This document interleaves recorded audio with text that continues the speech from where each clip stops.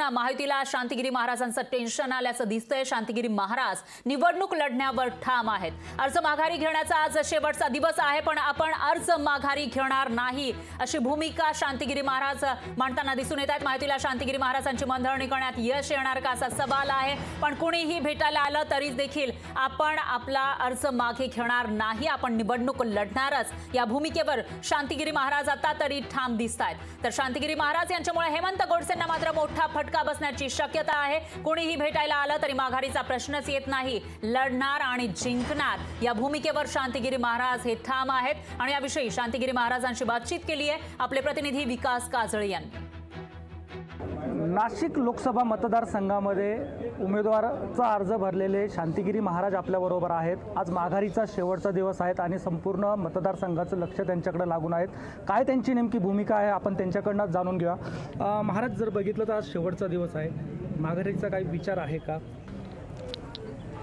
ओम जगद्गुरु जनार्दन स्वामी व भारत माताचे निवंदन करून जय बाबाजी भक्त परिवार यांनी बऱ्याच दिवसापूर्वी बैठक घेतलेली आहे आणि बैठकीत निर्णय अगोदर झालेला आहे की लढायचं आणि जिंकायचं, त्यामुळे माघारीचा प्रश्न संपलेला आहे। तुमच्याशी आज कोणी भाजपकडनं कोणत्या नेत्यांनी किंवा महायुतीच्या कोणत्या नेत्यांनी संपर्क साधलेला आहे का?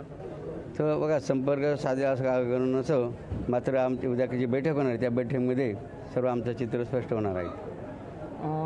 जर समजा आज तुम्ही माघारीचा तर तुमचा प्रश्न संपलेला आहे, तुम्ही माघार घेणार नाही आहे, परंतु जर काही समजा तुम्हाला काही कुठे स्थान दिलं महायुतीतून तर माघारीचा काही विचार?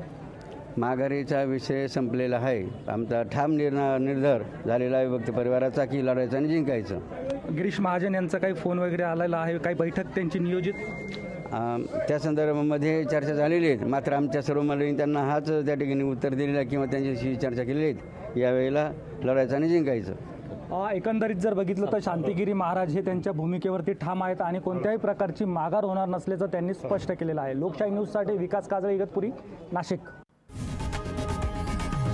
लोकशाही मराठी ऐका, पहा, जागरूक रहा।